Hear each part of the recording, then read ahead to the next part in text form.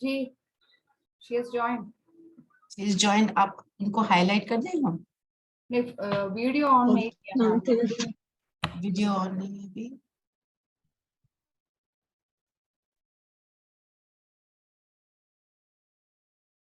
ओम शांति दीदी, आपका बहुत बहुत स्वागत है। ओम शांति। ओम शांति ओम दीदी। शांति आज दीदी। दीदी हमारे को त्रिकालदर्शी स्थिति पर समझाएंगे। ओम शांति दीदी। ओम शांति। ओम शांति। ओम शांति। ओम शांति दीदी। ओम शांति।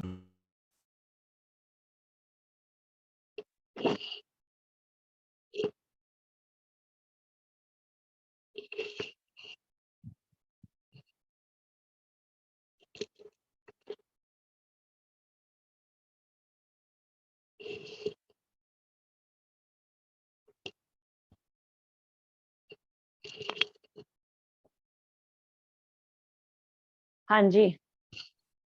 हाँ जी दीदी, आज त्रिकालदर्शी पे आप हमें समझाएंगे। हाँ जी, मुरली थोड़ा सा सुनाएंगे सबको। ओम शांति। जी वेरी दीदी, गुड इवनिंग। मैं पढ़ देती हूँ मुरली। अब मैं पढ़ दूँ जरा मुरली? रचना बहन मुरली। हाँ जी हाँ जी, जरूर जरूर तो पढ़े। ये मुरली का एक्सट्रैक्ट जो है ये 1 फरवरी 1994 से लिया है। त्रिकालदर्शी बनने का साधन बाप दादा ने हर बच्चे को दिव्य बुद्धि का वरदान व ब्राह्मण जन्म की विशेष सौगात दी है, क्योंकि दिव्य बुद्धि द्वारा ही बाप को, अपने आप को और तीनों कालों को स्पष्ट जान सकते हो। दिव्य बुद्धि तथा याद द्वारा ही सर्व शक्तियों को धारण कर सकते हो। इसलिए पहला वरदान दिव्य बुद्धि है। ये वरदान बाप दादा ने सर्व बच्चों को दिया है, लेकिन इस वरदान को प्रत्यक्ष जीवन में नंबरवार कार्य में लगाते हो। दिव्य बुद्धि त्रिकालदर्शी स्थिति का अनुभव कराती है। चारों ही सब्जेक्ट धारण करने का आधार दिव्य बुद्धि है। चारों ही सब्जेक्ट को सभी बच्चे अच्छी तरह से जानते हैं, वर्णन भी करते हैं, लेकिन जानना, वर्णन करना ये सभी को आता है। चाहे नए हैं चाहे पुराने, इसमें सभी होशियार हैं, लेकिन धारण करना इसमें नंबर बन जाते हैं। दिव्य बुद्धि की विशेषताएं। दिव्य बुद्धि वाली आत्माएं कोई भी संकल्प को कर्म व वाणी में लाने के समय हर बोल और हर कर्म को तीनों काल से जानकर फिर प्रैक्टिकल में आती है। साधारण बुद्धि वाली आत्माएं बहुत करके वर्तमान को स्पष्ट जानती हैं, लेकिन भविष्य और भूतकाल को स्पष्ट नहीं जानती। दिव्य बुद्धि वाली आत्मा को पास्ट और फ्यूचर भी इतना ही स्पष्ट होता है जैसे प्रेजेंट स्पष्ट है। तीनों ही काल साथ साथ स्पष्ट अनुभव होता है। वैसे सभी कहते भी हैं कि जो सोचो, जो करो, जो बोलो, आगे पीछे को सोच समझ कर करो। कर्म के पहले परिणाम को सामने रखो। परिणाम हुआ भविष्य। तो नंबर 1 है त्रिकालदर्शी बुद्धि। त्रिकालदर्शी बुद्धि कभी असफलता का अनुभव नहीं करेगी, लेकिन बच्चों में 3 प्रकार की बुद्धि वाले हैं। पहला नंबर सुनाया, सदा त्रिकालदर्शी बुद्धि। दूसरा नंबर कभी त्रिकालदर्शी कभी एक कालदर्शी। तीसरा नंबर अलबेली बुद्धि, जो सदा वर्तमान को देखते, सदा यही सोचते कि जो अभी हो रहा है या मिल रहा है वह चल रहा है, इसमें ठीक रहे। भविष्य क्या होगा इसको क्या सोचे, लेकिन अलबेली बुद्धि आदि मध्य अंत को न सोचने के कारण सदा सफलता प्राप्त करने में धोखा खा लेती है। तो बनना है त्रिकालदर्शी। ये था आज का एक शब्द। बहुत अच्छा। इसमें जरा मुझे आप हेल्प करेंगे, एक एक बात को हम अच्छी तरह से लेंगे। हाँ जी। पहले बाबा ने क्या कहा, त्रिकालदर्शी अर्थात त्रिकालदर्शी बनने का साधन है दिव्य बुद्धि के हाँ, वरदान। पहला पहला दिव्य बुद्धि है ना, हाँ जी। त्रिकालदर्शी अर्थात दिव्य बुद्धि। हाँ आगे जी। फिर पहला वरदान दिव्य बुद्धि, इससे क्या दिव्य बुद्धि त्रिकालदर्शी स्थिति का अनुभव कराती है। Right right. नेक्स्ट फिर है क्या बताया चारों आपने? तीन सब्जेक्ट चार धारण, बातें बताई हैं। हाँ, उसका आधार भी दिव्य बुद्धि है। दिव्य बुद्धि है। हाँ जी। हम्म, फिर राइट। हाँ, तो दिव्य बुद्धि, फिर दिव्य बुद्धि की विशेषताएं बताई हैं हम्म। कि तीनों ही काल सदा दिव्य बुद्धि वाली आत्मा को पास्ट प्रेजेंट फ्यूचर इतना स्पष्ट वो तो त्रिकालदर्शी में आ गया ना, वो दिव्य बुद्धि त्रिकालदर्शी में आ गया। अर्थात त्रिकालदर्शी। हाँ, इसमें वैसे भी कहते हैं जो सोचो। अच्छा, नंबर 1 है त्रिकालदर्शी बुद्धि कभी असफलता का अनुभव नहीं करेगी। राइट। और भी आगे बताया। और फिर 3 प्रकार की आत्माएं बताई हैं, सदा त्रिकालदर्शी, और कभी कभी, और कभी अलबेली कभी, बुद्धि। और अलबेली। इसके अलावा भी कुछ एक पॉइंट और थी। जी इसके अलावा बीच में था कुछ और बीच में दिव्य बुद्धि का ही बहुत बोला है ना कि अच्छा था। दिव्य बुद्धि की विशेषताएं, दिव्य बुद्धि वाली आत्माएं कोई भी संकल्प को कर्म वाणी में लाने दैट्स समय राइट। हर प्रैक्टिकल में समझकर फिर प्रैक्टिकल में। राइट राइट राइट, ठीक है।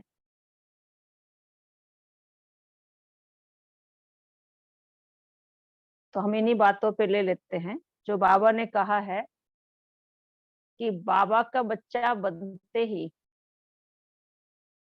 सबको एक जैसा वरदान मिला है, दिव्य बुद्धि।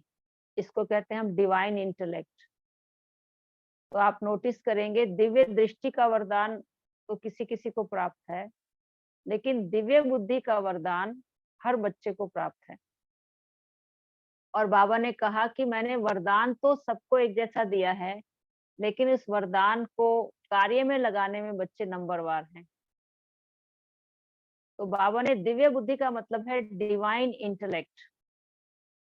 और बाबा ने बताया कि दिव्य बुद्धि जितना बनती जाएगी, दिव्य बुद्धि अर्थात त्रिकालदर्शी, क्योंकि जो एकदर्शी होगा इसका मतलब उसकी इंटेलेक्ट डिवाइन नहीं है, वो केवल वर्तमान को देखता है। तो इसलिए बाबा ने कहा इसमें 3 तरह की बुद्धि है। एक है सदा त्रिकालदर्शी, जैसे अभी तक हम क्या सुनते थे कि थिंक बिफोर यू स्पीक, बोलने से पहले सोचो। लेकिन यहाँ बाबा कहता है सोचने से पहले भी सोचो कि इसका रिजल्ट क्या होगा।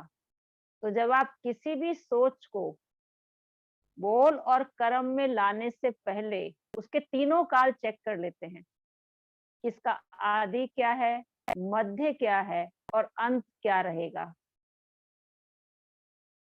तो इसका मतलब आप त्रिकालदर्शी हैं।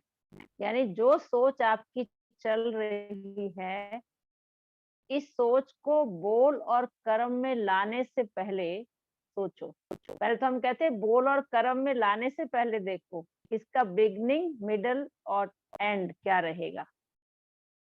और दूसरा बाबा ने कहा है कि जो दिव्य बुद्धि है, यानी एक सदा काल नहीं रहती है, कभी कभी रहती है, कईयों की सदा काल भी रहती है। तो ऐसे बच्चे हैं तो जिनकी सदा काल की ये बुद्धि रहेगी, किसकी रहेगी? जिसका शिव बाबा के साथ निरंतर योग है, उसको बुद्धि हमेशा बाबा से कनेक्टेड है, मिलती रहेगी और उसकी इंट्यूटिव पावर बढ़ेगी और एकदम से उससे एक्यूरेट कर्म होंगे। कभी उसके कर्मों में ऐसा कुछ नहीं होगा जो उसको कर्म करने के बाद पश्चाताप करना पड़े।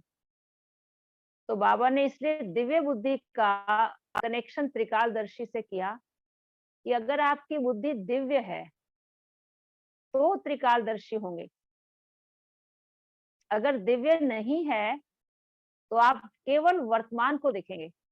आपने देखा होगा बाबा का बच्चा बनने के बाद तो है ही, दुनिया में भी आपने देखा होगा कि बहुत अच्छे पढ़े लिखे लोग हाईली क्वालिफाइड, उनसे ऐसी कुछ गलती हो जाती है, और क्योंकि वो मोमेंटरी प्लेजर को देखते हैं कि इस समय तो हमें खुशी और इस समय तो सुख मिल रहा है, तो उनकी बुद्धि को एकदम ताला लग जाता है, उनको भूल जाता है कि ये अगर हम कर्म करेंगे, इसके आफ्टर इफेक्ट्स क्या होंगे और इसके रिजल्ट्स क्या आएंगे, इसके कॉन्सिक्वेंसेस क्या होंगे, कि मुझे नौकरी से निकाल दिया जाएगा, मेरा नाम बदनाम होगा, केवल मेरा ही नहीं मेरे पूरे परिवार को कलंक लग जाएगा, और मेरे मेरे परिवार से सारा संसार नफरत करेगा, और कोई रिश्ता हमसे लेने के लिए नहीं आएगा।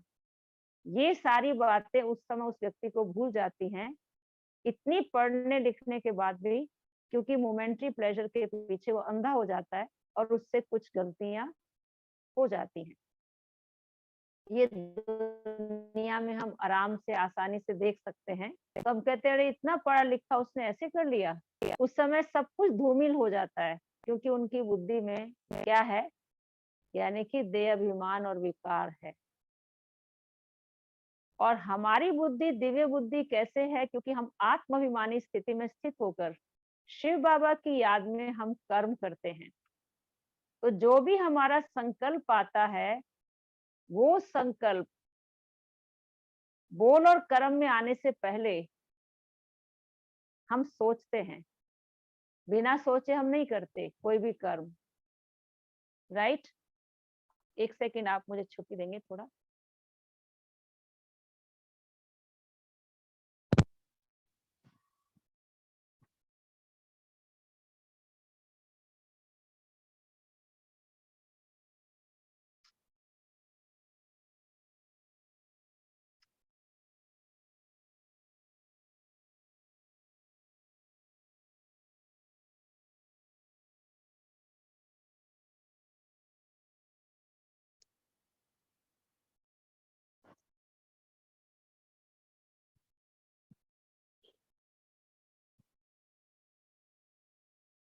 तो हम कोई भी कर्म करते हैं तो हम सोचते हैं कि इस कर्म की शुरुआत में यानी हमारी स्थिति क्या है। जब हमारी शुरुआत बहुत अच्छी है और फिर मध्य का मतलब उस प्रोसेस से हम गुजरते हैं जो हमारी सोच है, और उसमें हमारी बहुत खुशी और शक्तिशाली स्थिति रहती है, और अंत में जो उसका रिजल्ट है वो भी शक्तिशाली होता है, और उसका प्रभाव न केवल मुझ तक रहता है लेकिन मेरे आसपास और मेरे संबंधों तक भी वो पहुंचता है, और केवल वर्तमान ही नहीं बल्कि भविष्य भी हमारा श्रेष्ठ बन जाता है ना। इसलिए बाबा ने कई बार मुरली में हमको कहा, बच्चे आप क्या समझते हो, बच्चे तुम्हें माया पर जीत पानी है, बच्चे तुम्हें विजयी बनना है। फिर बाबा साथ साथ ये भी कहते हैं कि आपने कोई पहली बारी विजय प्राप्त नहीं की है, आप कल्प कल्प के विजयी रत्न हो। बच्चे आप अपना पास देखो, आप क्या थे, आज आप कहाँ पहुंचे हैं, और फिर आपको क्या बनना है। ये आपका ही तो स्वरूप है ना। तो जब हमें याद रहता है तो हमारी जो कर्म है वो श्रेष्ठ होते हैं। अगर हम कर्म को बाबा की याद में करते हैं तो हर कर्म हमारा श्रेष्ठ होता है। तो दिव्य बुद्धि हमें क्या इशारा देती है कि हम सदा डिविनिटी को मेंटेन रखें।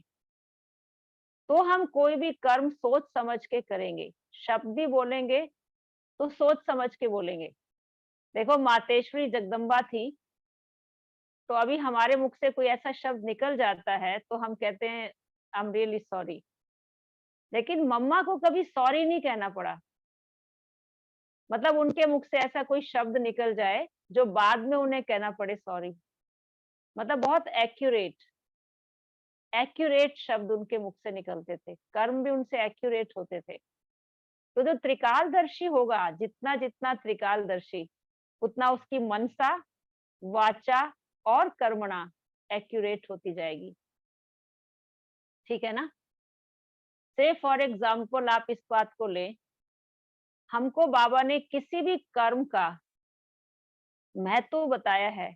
बच्चे दिन की आदि तुम्हारी बहुत अच्छी होनी चाहिए, जब आप अमृत वेले उठते हो, उठते ही मीठे बाबा की याद आए, गुड मॉर्निंग बाबा कहते ही मुख मीठा हो जाए।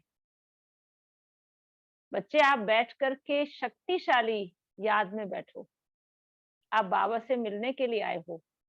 उस समय आप बाबा से वरदानों से झोली भरने के लिए आए हो। अगर हमारी दिन की शुरुआत बहुत अच्छी है, आप देखेंगे हमारी दिन की शुरुआत में हमने अपनी आत्मा को अच्छी तरह से भरपूर कर लिया, और हमने अच्छी तरह से भरपूर किया। इसका प्रूफ क्या है कि आपको, यानी कि अमृत वेले में कशिश होगी, खींच पड़ेगी, अट्रैक्शन होगा। जिसको कुछ मिलने लगता है, उसको बार बार अपने को आपको जबरदस्ती उठाना नहीं पड़ता, मेहनत नहीं करनी पड़ती। अब मेरी शुरुआत बहुत अच्छी हुई है, और मेरा उसका प्रभाव, जब मैंने अपनी आत्मा के अंदर शक्तियां भर ली हैं, सवेरे मैंने कुछ अपने अंदर दृढ़ संकल्प ले लिए हैं कि मैं आज दिन भर इस बात का पूरा अटेंशन रखूंगी, तो आप देखेंगे सारा दिन आपका उस ध्यान में जाएगा। आपने संकल्प किया कि आज मैं साइलेंस में रहूंगी। साइलेंस का मतलब केवल मुख का मौन नहीं, लेकिन मैं मन से भी मौन रखूंगी। और मन से मौन का मतलब इस संसार की हर आत्मा को, हर सीन को साक्षी भाव से देखूंगी। कुछ भी देखते हुए, संपर्क में आते हुए, मेरे अंदर कोई भी इस तरह की एनर्जी मैं क्रिएट नहीं करूंगी जो मेरे को डिस्टर्ब करे या मेरे द्वारा दूसरे डिस्टर्ब हो। मैं बिल्कुल साक्षी भाव से, सहज भाव से हर आत्मा को देखूंगी। एक्यूरेट रोल है हर आत्मा का। ऐसे आपने संकल्प कर लिया, और आपने इस प्रोसेस पर ध्यान देते हुए, जो भी दिन भर में आपके सामने आत्माएं आ रही हैं, आपकी स्थिति एक रस है, आप फ्लक्चुएट नहीं कर रहे। अब अंत में क्या हुआ, आपको खुशी मिली, भाई आज मैंने जो संकल्प किया था बाबा, मैं उसमें काफी हद तक सफल रही, शुक्रिया बाबा। तो जब आप अपना चार्ट बाबा को दे रहे हैं, you are very very happy. आप में एक ज़ील एंड एंथुजियाज्म है, खुशी है सफलता की। ऐसे छोटी छोटी बातें अपने आप को देखो कि जब मैं कोई भी कर्म करती हूँ, और फिर रात को जब मैं बाबा को चार्ट देती हूँ, उससे मुझे कितनी खुशी मिलेगी। और फिर उसके बाद रात्रि में सोती हूँ बाबा की याद में, तो मेरा पूरा दिन आदि भी श्रेष्ठ, मध्य भी श्रेष्ठ और अंत भी श्रेष्ठ। तो जब हम किसी कर्म की आदि का मतलब है शुरुआत में अपनी स्थिति को आत्मिक स्वरूप में स्थित करके फिर कर्म के क्षेत्र पर आते हैं, जिसको बाबा कहता है त्रिकालदर्शी, अर्थात कर्म योगी स्थिति। कर्म करते संन्यास नहीं करना है कर्म का, कर्म में रहना है, लेकिन कर्म में रहते बाबा की याद न टूटे। तो बाबा ने कई बार कहा, बच्चे जहां बाप है वहां पाप नहीं, जहां पाप है वहां बाप नहीं। तो अगर मुझे कांस्टेंट बाबा की याद है, आप देखेंगे क्या होगा, इससे मेरे से कोई विकर्म, दुष्कर्म नहीं होगा। छोटे छोटे विकर्म आत्मा को भारी कर देते हैं। तो जो त्रिकालदर्शी स्थिति में स्थित होकर के कर्म करेंगे, वो कर्म योगी स्थिति में स्थित होकर कर्म करेंगे। कर्म चाहे कितना साधारण है, लेकिन स्थिति अति महान है। इसलिए बाबा ने कहा कि त्रिकालदर्शी अर्थात चारों सब्जेक्ट्स में वो सही होगा। चाहे आप ज्ञान का सब्जेक्ट ले लो, उसके मन में सदा आएगा कि मैं ज्ञान की डेप्थ में जाऊं, गहराई में जाऊं, सुपरफिशियली ज्ञान को नहीं लूं। भगवान ने ये महावाक्य उच्चारण किए हैं। बाबा के कहने का क्या तात्पर्य था, बाबा ने ये बात मुझे क्यों कही, इससे क्या फायदा होगा, और बाबा मुझे वर्तमान में मेरे से क्या बाबा की एक्सपेक्टेशंस हैं। तो आप ये चिंतन करेंगे त्रिकालदर्शी स्थिति में स्थित होकर के तो आपको ज्ञान में डीप रियलाइजेशन आएगी, और वो डीप रियलाइजेशन आपसे सदा श्रेष्ठ कर्म करने के लिए आपको प्रोत्साहित करेगी। और जितना जितना आप में ज्ञान की डीप रियलाइजेशन आती जाएगी, आप देखेंगे आपका योग बहुत अच्छा होगा। क्योंकि बाबा हमेशा कहता है जो त्रिकालदर्शी होके कर्म करेंगे उनसे कर्म भी अच्छे होंगे। क्योंकि मुख से मैं बोलती हूँ I am a peaceful soul, लेकिन अभी अभी मैं किसी के साथ नाराज हुई, मैंने गुस्सा किया, रिएक्ट किया, फिर मैं योग में आके बैठी, मैं आत्मा शांत स्वरूप हूँ, मुझे अपील नहीं करेगा। क्यों? क्योंकि मैंने प्रैक्टिकली ज्ञान को अपने जीवन में अप्लाई नहीं किया है, और इसलिए केवल मुख से बोल तो रही हूँ पर मैं देह से डिटैच नहीं हो पा रही। तो जितना जितना मैं ज्ञान को अपने प्रैक्टिकल जीवन में ले आऊंगी, तो आप देखेंगे कि आप योग में बैठते ही आप एकदम डिटैच हो जाएंगे शरीर से, और आपका कनेक्शन बाबा से जुड़ जाएगा। छोटी सी बात है, बाबा ने हमेशा कहा बच्चे, ज्ञान ये कहता है कि अगर दो के बीच में कोई बात आ गई तो मेरी स्थिति डिस्टर्ब नहीं होनी चाहिए। मुझे अपने आप को देखना है कि उसने बात कही, ठीक है, जितना उसके अंदर था उसने कहा, लेकिन मुझे उसकी बात सुन करके मैं क्यों डिस्टर्ब हो गई? मैं क्यों डिस्टर्ब हुई? उसने रिएक्ट किया, मेरा रिस्पॉन्स क्या होना चाहिए था? उसने क्यों कहा, ये भगवान ने नहीं पूछा। बाबा ने ये कहा बच्चे, उसने रिएक्ट किया, मेरा रिस्पॉन्स क्या था? क्या भगवान के अकॉर्डिंग मेरा रिस्पॉन्स था? अच्छा, अगर उसके रिएक्शन के हिसाब से मेरा था, इसका मतलब क्या हुआ कि मैं त्रिकालदर्शी स्थिति में स्थित नहीं हूँ। क्योंकि मेरे पास जो आया मेरे हिसाब से मेरे पास आया, और वर्तमान में मैं आगे का हिसाब बना रही हूँ, मैं अपने संस्कार बना रही हूँ। तो मुझे योग में बाबा से मिलते समय किसी के प्रति कोई कंप्लेंट नहीं होगी, शिकायत नहीं होगी। मैं कहूंगी बाबा आपने ज्ञान बहुत अच्छा सुनाया है, मैं महसूस करती हूँ आज मैं इसमें पीछे रह गई, लेकिन मैं जरूर आपकी एक्सपेक्टेशंस के हिसाब से करूंगी। जब आपने योग में बाबा से बैठे, डिटैच हुए, बाबा के हिसाब से आपने अपने आप को सेल्फ काउंसलिंग की, आप एकदम से शरीर से उड़ने लगे। और अगर आप बाबा से बातें करते रहे, शिकायत की, इधर की उधर की, इसका मतलब क्या हुआ कि मैं त्रिकालदर्शी आत्मा नहीं हूँ। क्योंकि मैंने भगवान से वरदान लेने का समय था, मैं बिल्कुल साइलेंस में बैठ के उसकी इंट्यूशंस, मुझे क्या क्या इंस्पिरेशन दे रहा है उसे मैं रिसीव कर पाती, उसकी बात को सुन पाती। उसके बजाय मैंने अपनी लाइन को इतना एंगेज रखा कि मैं भगवान की प्रेरणाओं को कैच नहीं कर पाई। तो आप बताइए योग कैसे लगेगा? त्रिकालदर्शी का मतलब है मैं जानूं कि साइलेंस में बैठने से मुझे क्या फायदा है, मुझे क्या फायदा है।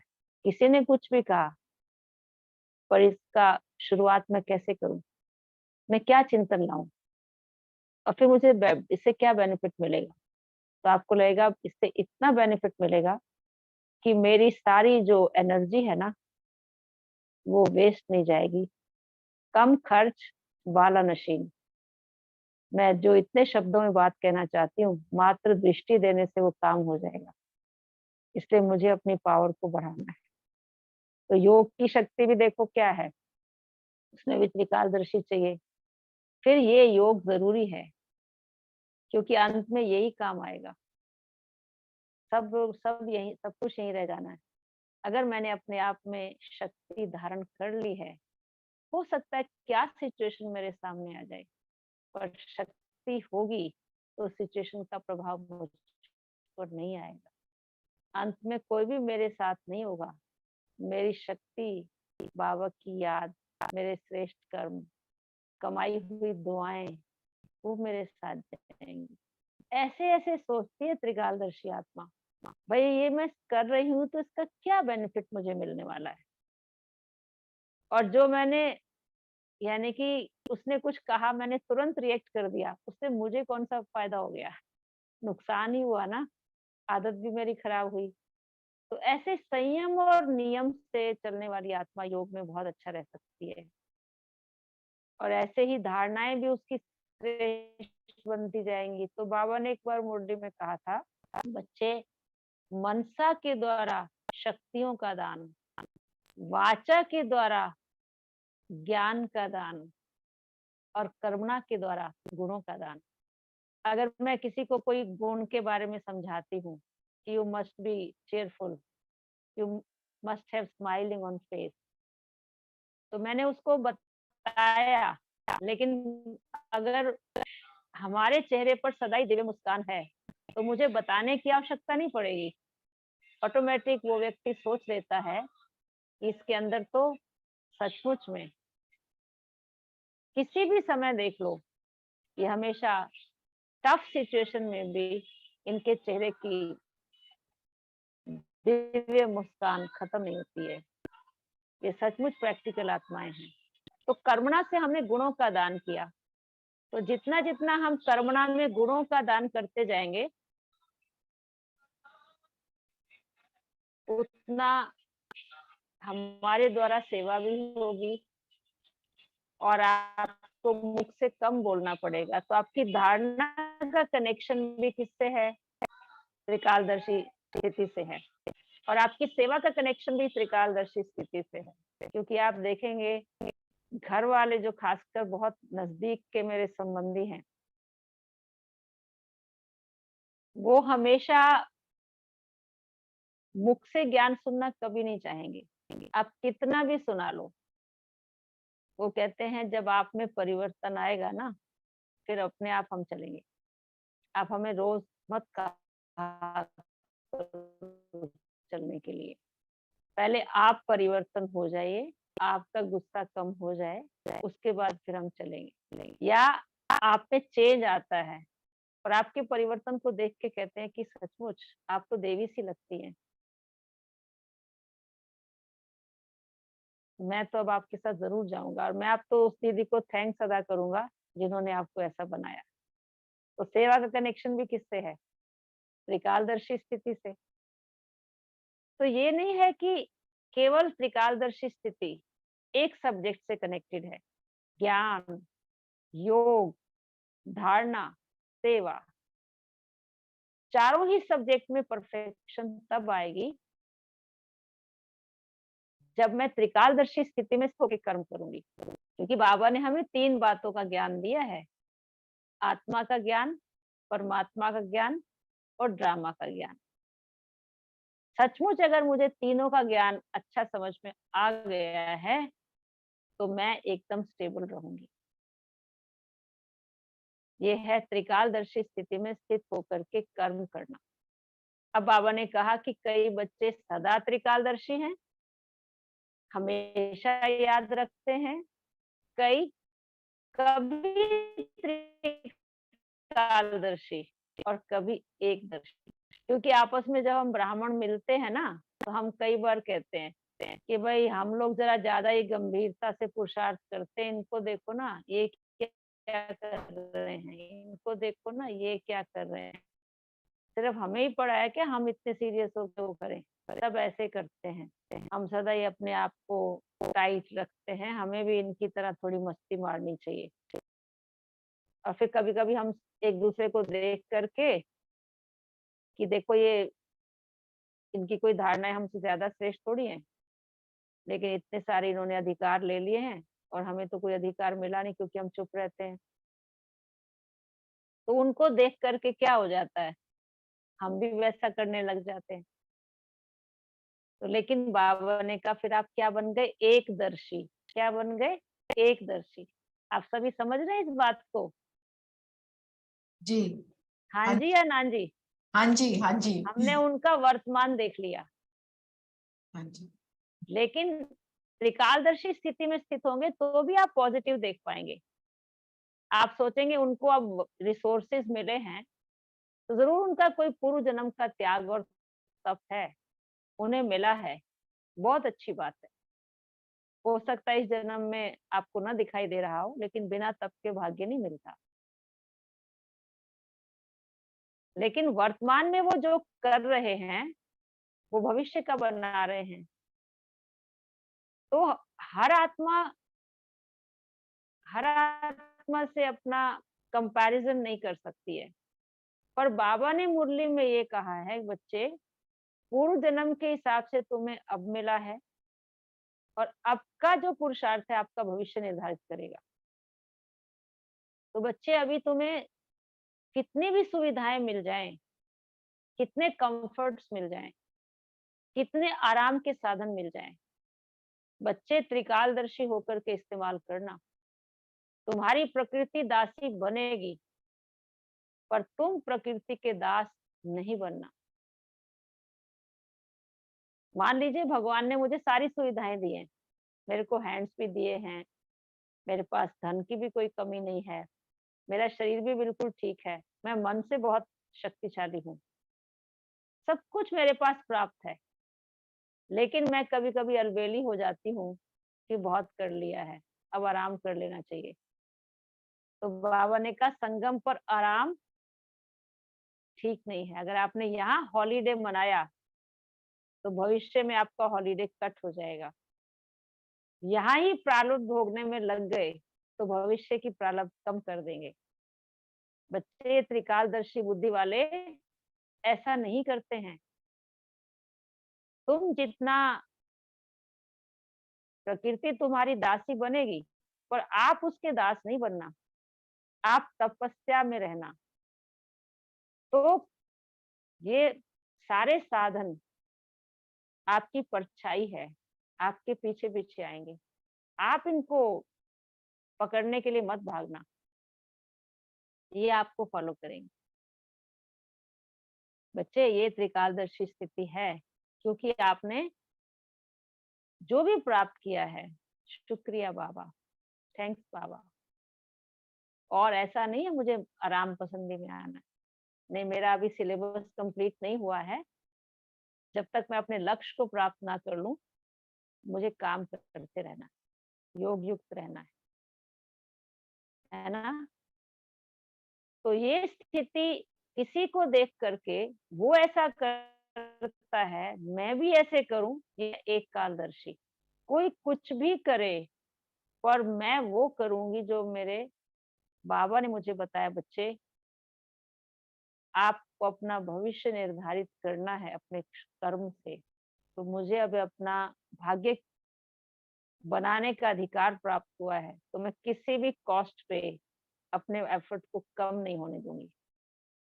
और आप देखेंगे आज भी जो दादियां हैं, दादियों ने आज दिन तक लास्ट तक भी विद्यार्थी जीवन जिया है। उन्होंने अमृत वेला, योग का अभ्यास, मुरली क्लास में डायरी लेकर मुरली लिखना, और दिनचर्या को पूरी तरह से बाबा की मर्यादा से चलाना, सबके साथ मिलते हुए ट्रस्टी भाव से रहना, निमित्त और निर्माण भाव, निर्मल वाणी, इन सब चीजों को उन्होंने खुद अपने जीवन में लाया।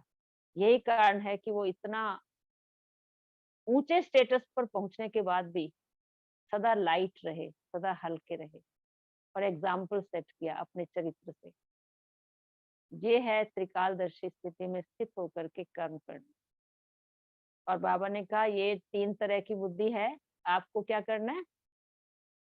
Alert, active, accurate, attentive. अगर आप अलबेले हैं, इसका मतलब एक दर्शी है। ठीक है ना, समझ रहे हैं सभी? कई बार हम कहते हैं अरे सब चलता है, सब चलता है, देख लिया हमने। बाबा ने कहा बच्चे अब का चलाना, भविष्य का चिल्लाना। याद रखना, त्रिकालदर्शी हो ना, सब चलता है नहीं, एक एक चीज का हिसाब होने वाला है, अंत में पश्चाताप करना पड़ेगा। इसलिए चलाओ नहीं जो चिल्लाना पड़े। राइट? अब लास्ट का एक बता देती हूँ। चलो टाइम पूरा हो गया होगा। अ, कोई भी हम कर्म करें, कोई आप भी हम कर्म करें, छोटे से छोटा कर्म करते हैं, लेकिन स्थिति महान होनी चाहिए। जैसे बाबा कहता था आप मिट्टी का गोला बना रहे हो ना, ये मत सोचो मिट्टी का गोला बना रहे हो। पहले क्या होता था, जब खाना पकाते थे तो वो जो कोयले होते थे, कोयले में थोड़ी सी गोबर की कोई चीज मिला देते थे, फिर साथ में थोड़ा मिट्टी मिला देते थे, मिक्स करके उसके छोटे छोटे वो बना लेते थे, गोला बना लेते थे, और फिर उससे अंगीठी में वो कोयले की जगह पे डालते थे। फिर अंगीठी जब सुलग जाती थी फिर उसमें खाना बनाते थे। तो उस समय बाबा कहता कोई मिट्टी का गोला बना रहा है ना, और तुम्हारे चेहरे से कोई देखे तो उसे स्वर्ग के गोले का साक्षात्कार हो जाए। कर्म अति साधारण, स्थिति अति महान। ऐसे आप भोजन बना रहे हैं, अब जो एक दर्शी होगा ना, चलो अब भोजन बनाना है, एक तो पता नहीं क्या है, ड्यूटी है, करनी पड़ेगी, जिम्मेदारी है, तो नहीं करेंगे तो भी ठीक नहीं है, चलो कर लेते हैं।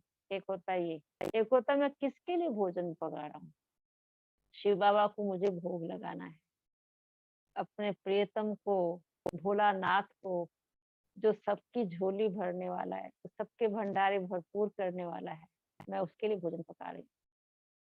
कि बाबा की याद में बनाया भोजन ब्रह्मा भोजन बन जाएगा, और ब्रह्मा भोजन को जब सभी स्वीकार करेंगे, उनका तन मन पुलकित हो जाएगा, उनके अंदर से दुआएं निकलेंगी, मेरा पुण्य का खाता जमा हो जाएगा। काम तो मैं वही कर रही हूँ, समय भी दे रही हूँ, तो क्यों नहीं इस ब्रह्म भोजन को ब्रह्मा भोजन बनाऊं, जिसका शास्त्रों में यादगार है।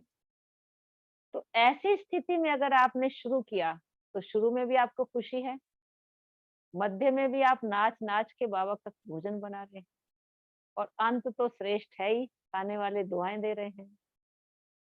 घर का एटमॉस्फेयर बदल चुका है, सबके मनसा सात्विक और सतो प्रधान हो गई है, और सात्विक भोजन प्राप्त करके सब आपको दुआएं दे रहे हैं।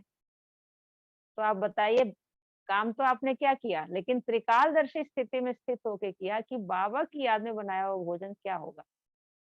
हर कोई भी काम ले लो, चाहे हम बिजनेस कर रहे हैं, बिजनेस में मैंने कोई चीज को कस्टमर के सामने ला करके कुछ इस तरीके से करना है कि मेरी मेरी चीजें कस्टमर तक पहुंचे और वो खरीद ले।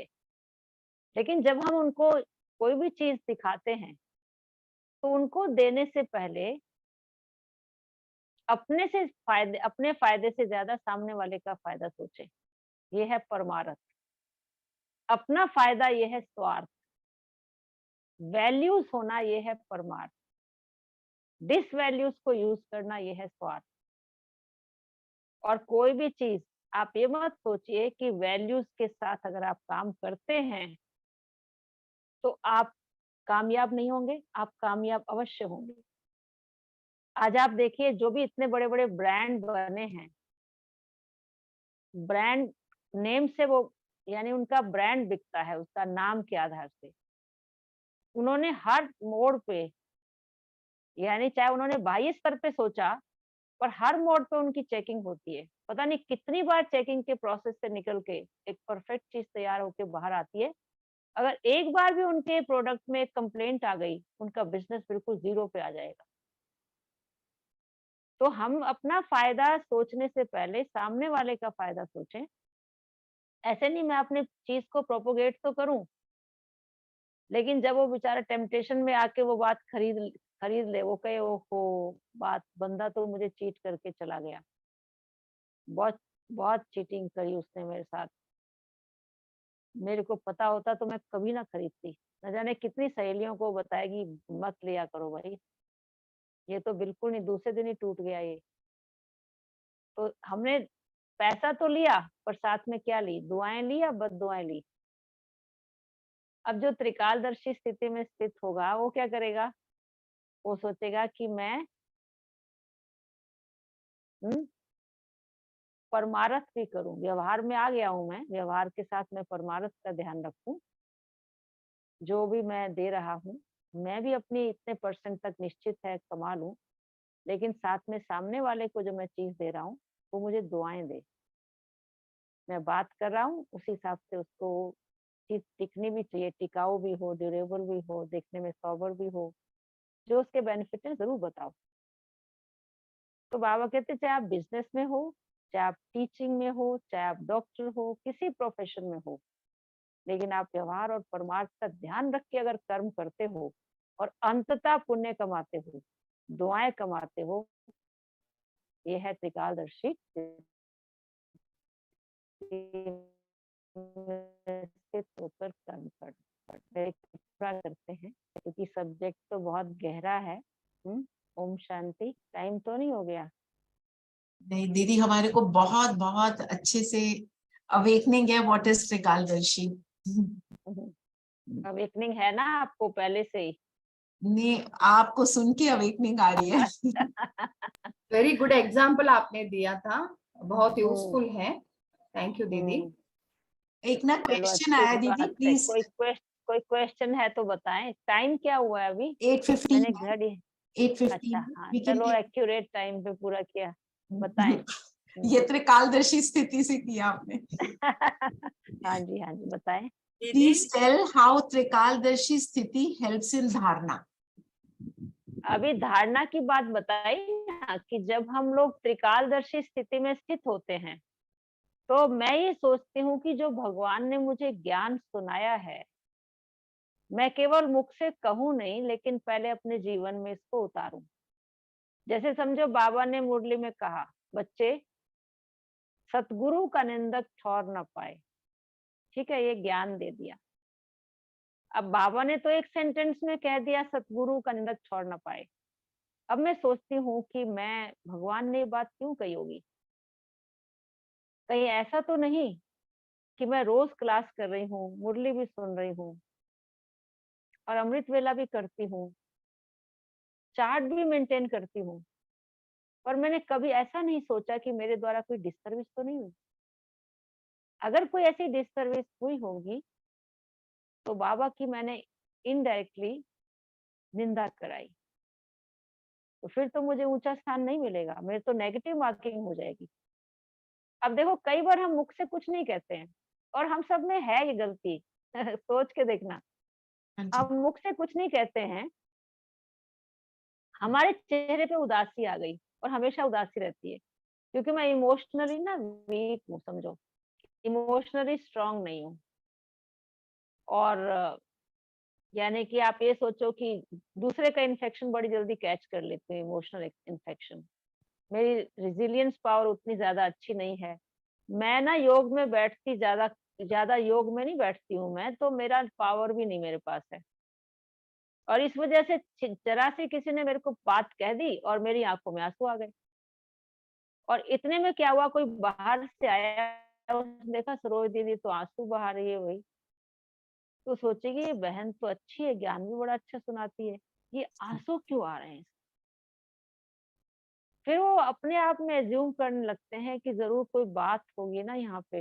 ये लोग ना, अब क्योंकि आ तो गए हैं भगवान के घर में, लेकिन मजा सब जगह नहीं होता भाई। एक जैसी बात है, घर रहो या यहाँ रहो, कोई तो इनको तकलीफ जरूर आई है जिस वजह से इनको ऐसा, नहीं तो ऐसा होना तो नहीं चाहिए। यहाँ क्यों ऐसा हुआ? ये तो हमको इतना अच्छा ज्ञान सुनाते हैं। तो इसका मतलब मैंने इतने से कर्म से कितने लोगों के संकल्प चलवाए, जबकि बात कुछ भी नहीं, मैं खुद ही इमोशनली वीक हूँ, बात कुछ भी नहीं है। आप समझते हो इस बात को? और हाँ हम जी। सबसे होता है।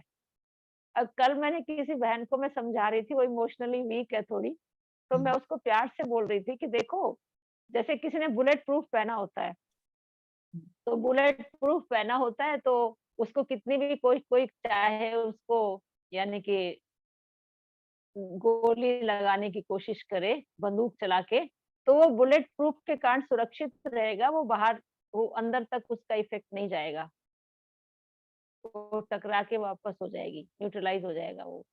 तो ऐसे ही बुलेट प्रूफ, मैंने कहा देखो कल से आप अभ्यास करो। क्या अभ्यास करो?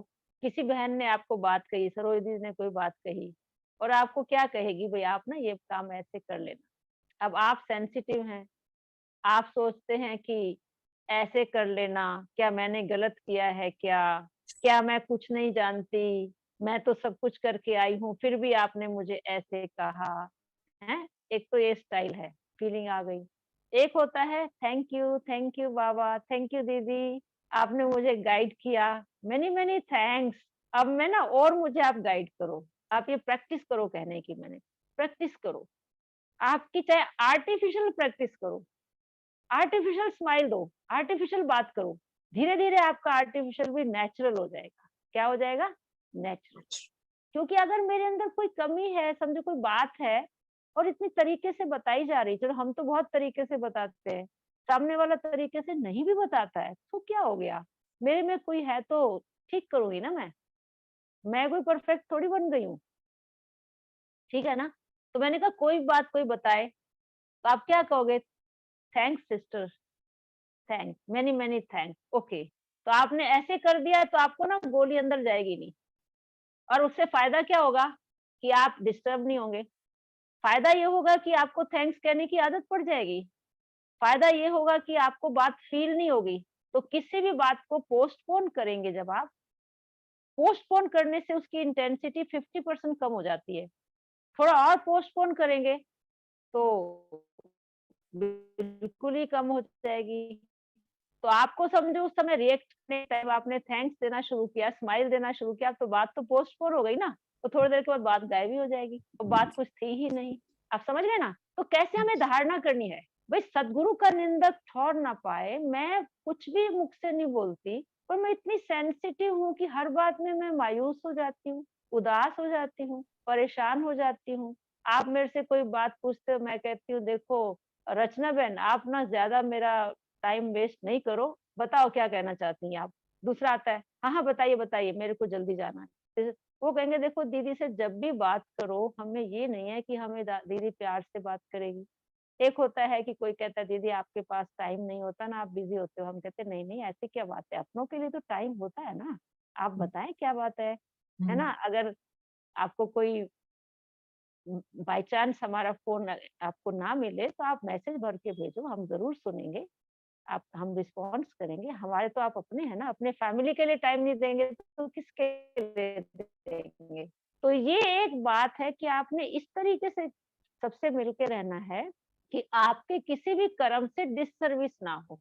अगर डिससर्विस होती है इसका मतलब ये है कि आपकी धारणा श्रेष्ठ नहीं है। ऐसे घर वाले हैं, घर वाले भी कह देते हैं भाई देखो, आपको जान के गुस्सा दिलाने की कोशिश करेंगे, है ना, जान जान के करेंगे। तो आप सोच लो कि वर्स टू वर्स मेरे पास कौन क्या परीक्षा ले सकता है ना।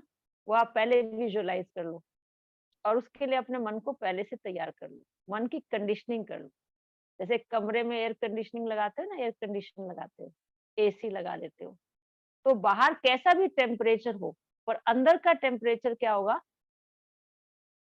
आपके अकॉर्डिंग होगा, जितना आप चाहते हैं। रिमोट से आप उसे कंट्रोल कर सकते हैं, यू आर कंफर्टेबल।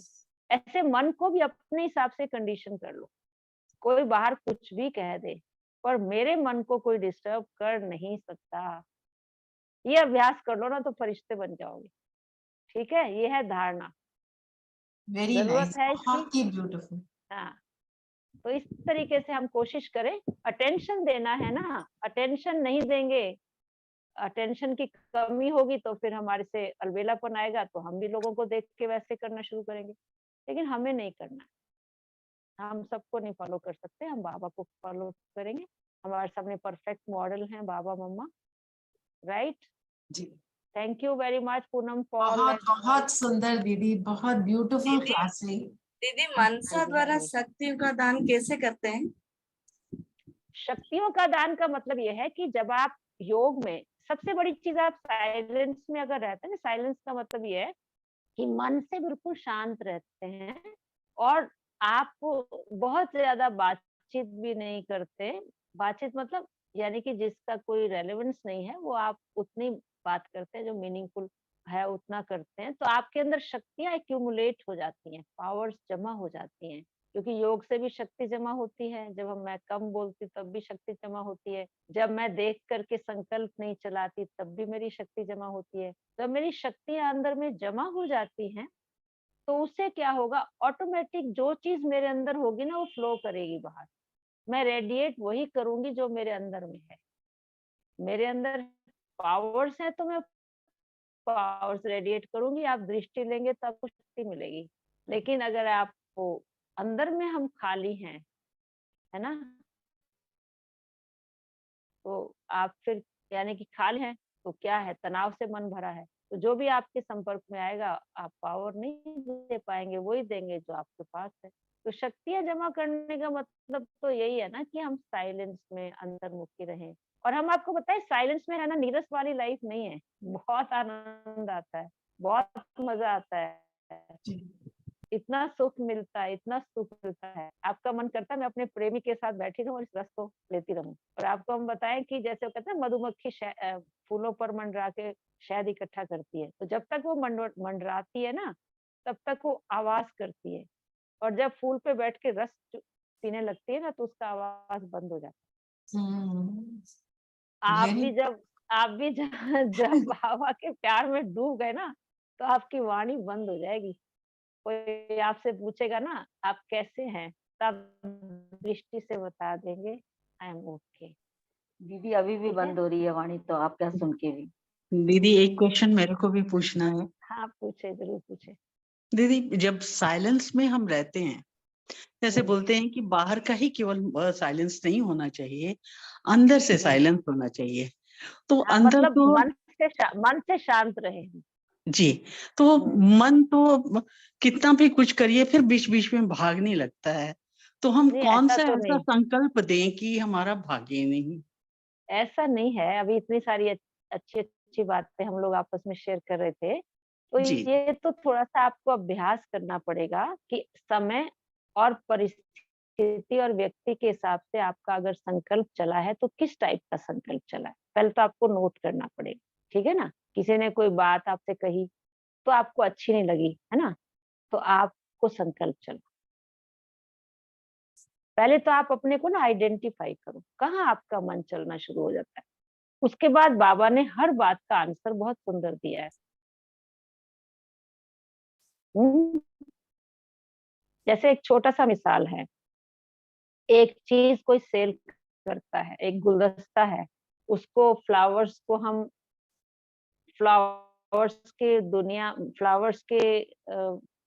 दुकान पे हम गए, जो आर्टिफिशियल फ्लावर्स होते हैं ना, या चैतन्य फ्लावर की बात कर लो, बुक्के लेने के लिए आप गए, तो आप लेकर के आए, तो मैं पूछती है बुक्के कितने का है, तो आप कहते दीदी ये 200 रुपए का। मैं कहती 200 रुपए तो इसकी कॉस्ट ही नहीं है, ये क्या आपने पैसा वेस्ट कर दिया। थोड़ा देखना चाहिए भाई, 200 रुपए बहुत ज्यादा होते हैं, तो इसके अकॉर्डिंग तो ये नहीं है। दूसरा कहता है दीदी आपको पता नहीं आजकल फ्लावर्स ना बड़े महंगे हो गए हैं, 200 में तो ये बहुत ही अच्छा लाया है। तीसरा कहता है कि देखो दीदी ऐसा है कि एरिया का फर्क होता है, आप द्वारका में रहेंगे तो आपको थोड़ा महंगा मिलेगा, और अगर थोड़ा उसमें चले जाएंगे तो वो आपको हो सकता है थोड़ा कम रेट पे मिले, लेकिन इट्स ओके, कोई खराब नहीं है। चौथा कहता है भाई मैं अगर इस जगह होता तो बिल्कुल इसको नहीं खरीदता। तो आपने उस फ्लावर बुक्के के बारे में कितने सारे आइडियाज दिए, बताओ, इससे भी ज्यादा और दे सकते हैं। लेकिन बुक्के जो है, चैतन्य फ्लावर जिसको आप कहते हैं, हम पूछते हैं भाई ये आर्टिफिशियल फ्लावर है या रियल है, तो कहते हैं रियल है। अच्छा रियल फ्लावर, उसमें कोई फर्क आया? आप कितनी कमेंट्स दे रहे हैं, वो कैसे है बताओ, जी, बोलो। नो सुन डिफरेंस। रहे हो कि नहीं सुन रहे? नहीं। वो उसमें कोई डिफरेंस नहीं है, हाँ, आपको ये बेकार है। दूसरा कहता है पैसा वेस्ट करके आ गए, कितना आप तिरस्कार कर रहे हैं उनका। लेकिन वो कैसे है, वो उसी स्वरूप में है जिस स्वरूप में था। ठीक है, अब आप उसकी सुंदरता का आनंद लेना चाहते हैं तो आप अपने को पहले सुंदर बनाइए, फिर आप उसको उसकी खूबसूरती को समझ पाएंगे। ठीक बात है ना। जी। ऐसे ही मेरे बारे में कोई कितने comments, but I must remain the same. मेरी स्टेज फ्लक्चुएट ना करे। जिस दिन आप यानी कि अपनी स्थिति में ठीक हो जाएंगे तो आप मुझे पहचान लेंगे। मेरी स्थिति हमेशा जगदीश भाई कहते थे कि आप अपनी, यानी जैसे बाबा कहता है मैं जो हूँ और जैसा हूँ, मुझे कोटों में कोई में भी कोई, विरला मुझे कोई जानता है, और जो जानकर मुझे याद करता है वही मुझे प्राप्त होता है। ये गीता में लिखा हुआ है। तो ऐसे आप अपने बारे में सोचे कि मैं जो हूँ और जैसा हूँ, कोटों में कोई में भी कोई, विरला मुझे कोई जानता है। लेकिन मेरी स्थिति श्रेष्ठ हो तो उस नशे में रहूं। ये नहीं है कि मैं हूं तो काम तो सही नहीं करती, लेकिन मैं अपने को परिवर्तन भी नहीं करना चाहती, और मैं कहूँ मैं जो हूँ और जैसा हूँ वैसा मुझे कोई जानता है, तो मैं उसी स्थिति में रहूं, अपने को चेंज ही ना करूं। लेकिन अगर मैं सचमुच बाबा की श्रीमत को फॉलो कर रही हूँ, अपने सम्मान में स्थित हूँ, दूसरा मेरे बारे में कोई भी कमेंट्स दे देगा तो मेरी स्थिति ऊपर नीचे होने वाली नहीं है। ऐसी बना लो, ठीक है। जी तो ये है शक्ति। शक्ति अंदर में आपके रहे, कोई फर्क नहीं है किसी ने कुछ भी कह दिया। अभी देखो ये स्पार्कलर्स को तो अभ्यास करना ही पड़ेगा, करना पड़ेगा, क्योंकि हम दुनिया के आगे प्रयोग दिखाने जा रहे हैं। वो कहेंगे आप पहले अपना बताइए। सबसे पहले तो अपने संस्कारों पर प्रयोग करो, आपके संस्कार में चेंज होना चाहिए। हाँ जी, ठीक है। और वंडरफुल, सभी एंजॉय कर रहे हैं कि नहीं, बताओ? बहुत आनंद ले रहे हैं कि बहुत। जो स्पार्क में आप लोग, ऐसा तो नहीं है, मैं एकता बहन को कह रही थी कि आप इन सबसे पूछो कि मतलब ये जबरदस्ती आना है इसलिए आते हैं, या इनको कोई अंदर में सचमुच में कशिश होती है तब आते हैं, क्या है? दीदी हम कैसे आएंगी अगर जब कशिश ना हो तो? हैं? कशिश होती है तभी रोज पहुंच जाते हैं। लेकिन वेट ऐसा है करते ना, हैं, वेट करते हैं। आप लोग अपनी दीदी सजेशंस भी दे सकते हो। हाँ जी, आप लोग अपनी सजेशंस भी दे सकते हो कि इस क्लास को हम रेगुलर चलाएं या सप्ताह में 5 दिन चलाएं। जो भी आप हमें चाहे तो आप अपनी यानी सजेशंस दे सकते हो। रोज चलाने से ये फायदा तो खैर होता है डेफिनेटली कि हमारा पुरुषार्थ आप लोगों के बहाने हमारा भी बहुत अच्छा हो जाता है। लेकिन फिर भी आपके मन में कोई बात हो तो आप हमें बता सकते हैं। हाँ जी दीदी इस क्लास से बहुत सारे चेंजेस आए हैं और अपने में सोचने समझने की भी शक्ति बढ़ी है और बहुत बेसब्री से ये इस टाइम का हम लोग इंतजार करते हैं क्लास कब शुरू हो रही है। बहुत अच्छा है, thank you very much. Thank you दीदी, थैंक यू। ओम शांति आप दीदी। लोग भी आज की बात को वो करना अपने जीवन में कि कोई बात बताए ना, बोलो मैंने थैंक यू ऐसे करना। बहुत ही जिससे क्या सुंदर होगा, प्लान है दीदी, बहुत सुंदर प्लान है इस इससे क्लास। क्या होगा कि हमें किसी की सीख जो है ना फीलिंग नहीं देगी कि इसने क्यों कहा, अरे कोई बात नहीं, कहा अच्छी बात कही ना, थैंक यू वेरी मच, है ना, ऐसे कह देंगे। नहीं ऐसा नहीं बाहर जाके यार देखो जी इसका अपना कैरेक्टर क्या है, मुझे क्या कह रहा है, ऐसे नहीं कहना। वी आर योगी सोल्स ना, हम दो लोगों से बहुत अलग हैं। हमारी भाषा वो नहीं होनी चाहिए जो आम आदमी की है, राइट? जी दीदी आप मेडिटेशन करवाएंगे? थैंक यू दीदी। आप कहोगे तो करवा देंगे। हाँ जी दीदी, थोड़ा चाहे शॉर्ट करवा दीजिए पर करवा ओके, दीजिए। ठीक है, ठीक, ओके, थैंक यू। बैठते हैं अभी।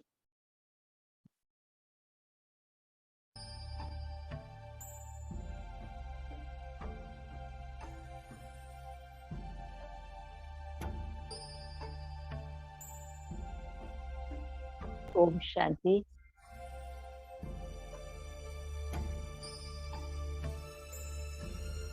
अपने भाग्य की सराहना करें।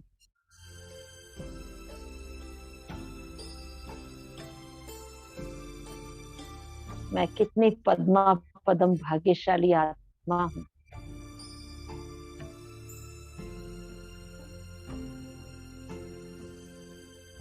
जब से मैंने बाबा का हाथ पकड़ा, मेरा ब्राह्मण जन्म हुआ, तब से मेरे भाग्य की रेखाएं बदल गई।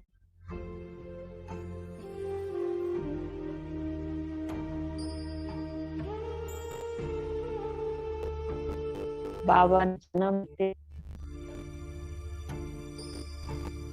मुझे दिव्य बुद्धि का वरदान दिया।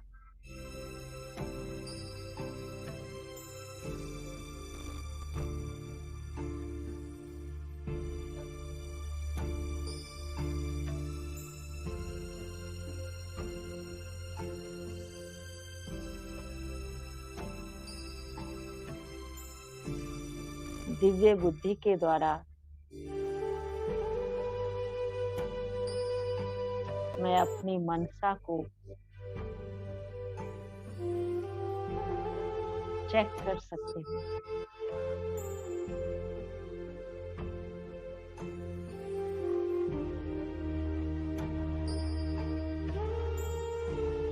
दिव्य बुद्धि के वरदान ने मुझे त्रिकालदर्शी बना दिया।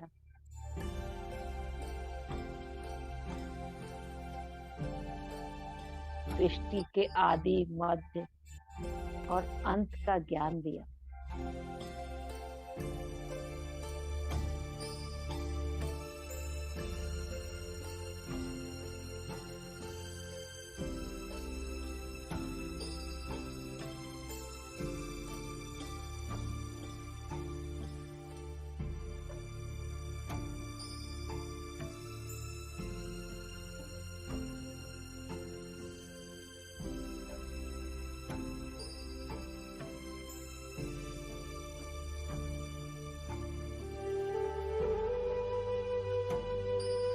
अब मैं कोई भी कर्म को करने से पहले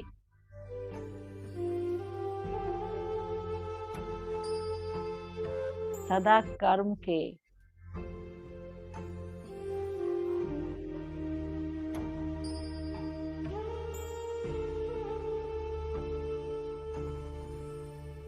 कर्म करती हूँ।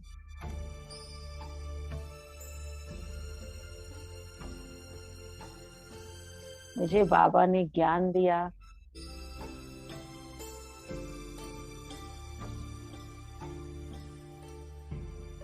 त्रिकालदर्शी होकर हर कर्म करो।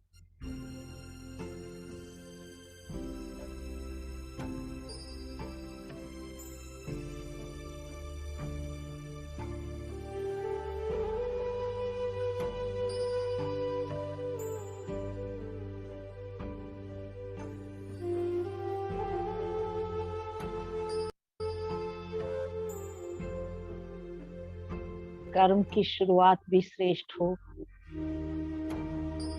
मध्य भी श्रेष्ठ हो और उसका अंत रिजल्ट भी अच्छा हो।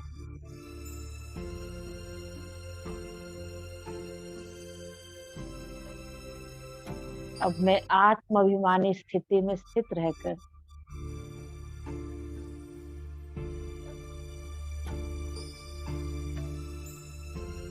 हर कर्म करती हूँ।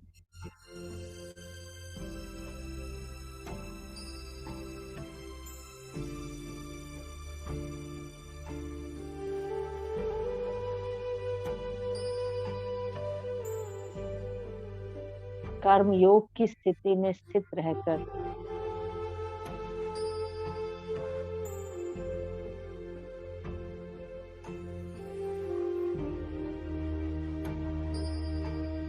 कर्म संबंध में आती हूँ।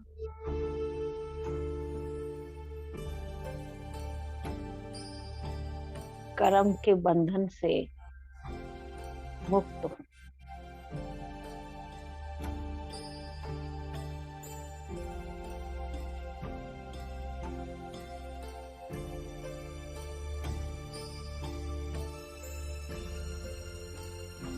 व्यवहार और परमार्थ में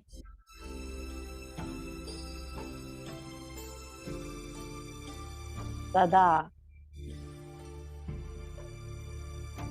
अपनी कार्य कुशलता को निभाते हुए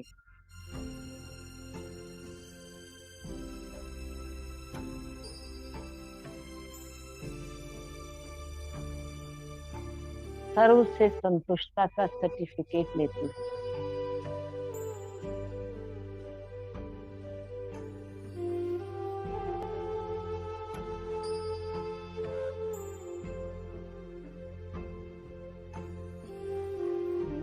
मैं स्वयं भी संतुष्ट,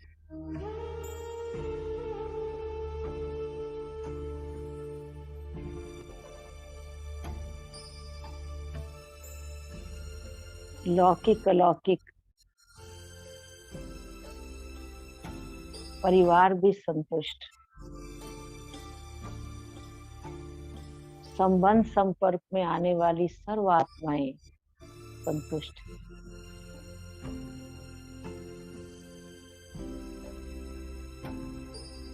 स्वयं भगवान मेरे भाग्य पर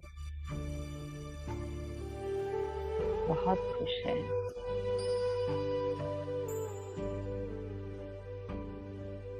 मैं बाबा की आज्ञा का पालन करते हुए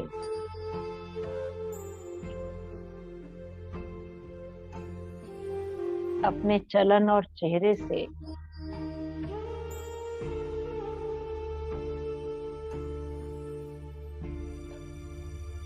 अपने बाप का साक्षात्कार कराती हूँ।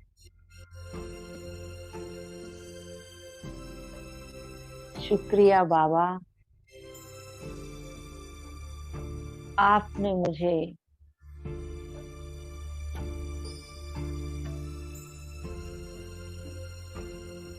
त्रिकालदर्शी बनाकर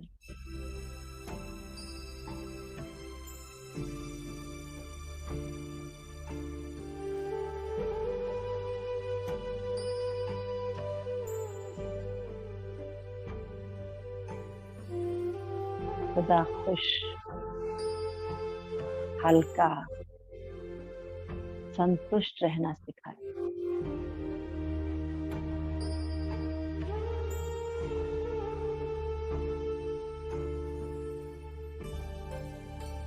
शक्तिशाली बना दिया।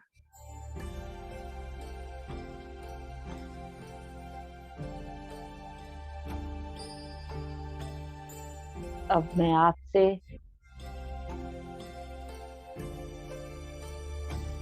निरंतर कनेक्शन जोड़कर आपके द्वारा प्राप्त हुई शक्तियों को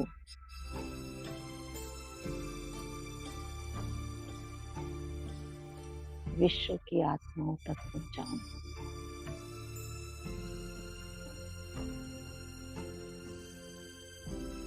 मेरा वायदा है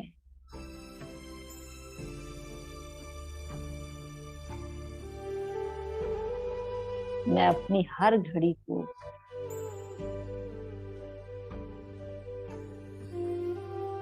अंतिम घड़ी समझकर हर सेकंड और श्वास में आपकी याद में रहने का अभ्यास करूंगी।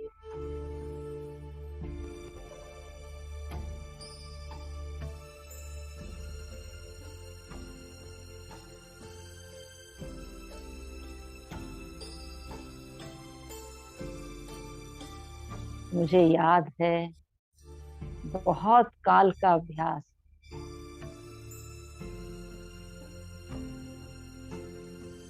मुझे अंत में पास विद ऑनर बनाएगा।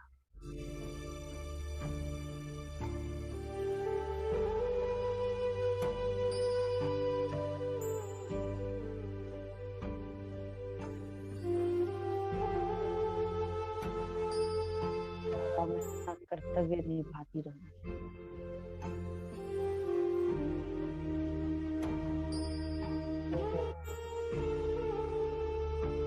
शांति शांति शांति। Thank you so much, Didi. Thank you. Om Shanti दीदी। ओम शांति। ओम शांति। रेणुबेन ओम शांति। ओम शांति दीदी। रेणु कनेजा, ओम शांति दीदी। आप अमेरिका में बैठ के भी मिलते हो, बहुत बहुत शुक्रिया। बाबा की कृपा दीदी, आप लोगों का ज्ञान। रचना बहन वो अच्छा डायरेक्शन करती हैं। God bless. हाँ, चलो Thank you, बहुत Didi. अच्छा। आनंद आ गया। अभी तो क्या है, हमें मंडे, मैं इसको कह रही थी एकता को कि मेरा क्लास जो है हर बार नहीं रखो, क्योंकि हफ्ते में 2 बार रखो। लेकिन आप सबकी इच्छा है तो जरूर ये दीदी आएंगे। मंडे को अगर आपका क्लास हो ना, we are clear on the topic, फिर हम पूरे हफ्ते उसकी हाँ, उस हिसाब से यस, practice कर वेरी पाएंगे। True, very true. That is needed. हाँ, मुझे बताया उन्होंने, आज से मंडे का ही उन्होंने फिक्स किया है। वो वंडरफुल। कह रहे हैं कि टॉपिक जो है एक स्टार्ट होता है, हाँ, तो मंडे का ही रखा उन्होंने। जी सो आप एक बात आप मुझे कहनी थी रचना बहन सभी से, हाँ जी मैं कह सकती हूँ क्या? जी हमारा जी जो कल का कार्यक्रम बहुत बढ़िया रहा दिल्ली जोन का। So we are very happy and thanks to Baba and thanks to our seniors की जिन्होंने हमें इंस्पायर किया और ब्राह्मण यूनिटी का पूरा सबूत दिया। बहुत बढ़िया वंडरफुल प्रोग्राम था और लोगों के कमेंट्स भी आए कि इतनी ज्यादा भीड़ होते हुए इतना वेल ऑर्गेनाइज प्रोग्राम था, कहीं क्योस या डिस्टरबेंस नहीं थी। मेरे ख्याल में आप लोगों का भी आप लोगों को भी लगा होगा। जी तो प्रोग्राम के बाद फिर हमने ये सोचा था कि हमारा जो स्पार्क विंग का कार्यक्रम है उसमें 2 मुख्य प्रोग्राम है। एक तो माउंट आबू का प्रोग्राम है, उसके फोल्डर्स भी सभी को मिल गए होंगे, मिले हैं ना आप सबको या नहीं मिले? नहीं सबको माउंट आबू का कौन सा है दीदी? मिले हैं? नहीं माउंट माउंट आबू आबू में का नहीं मिला। सितंबर में है ना? नहीं मिला? नहीं मिला दीदी। अच्छा, ये शायद एकता ने जो है उनको दे दिया है, मतलब सब टीचर्स बहनों को दिया है। तो टीचर्स बहनें जिन्होंने डिमांड की थी, लेकिन फिर भी अगर किसी को माउंट आबू का निमंत्रण चाहिए तो हमें कम से कम 50-60 लोग यहाँ से वीआईपी लेके जाने हैं और सितंबर में। तो आप सभी अपने मन में सोच के रखें और अगर आपको फोल्डर चाहिए तो आप लोग टोटल संख्या कितनी है वो बता देना, फिर आपको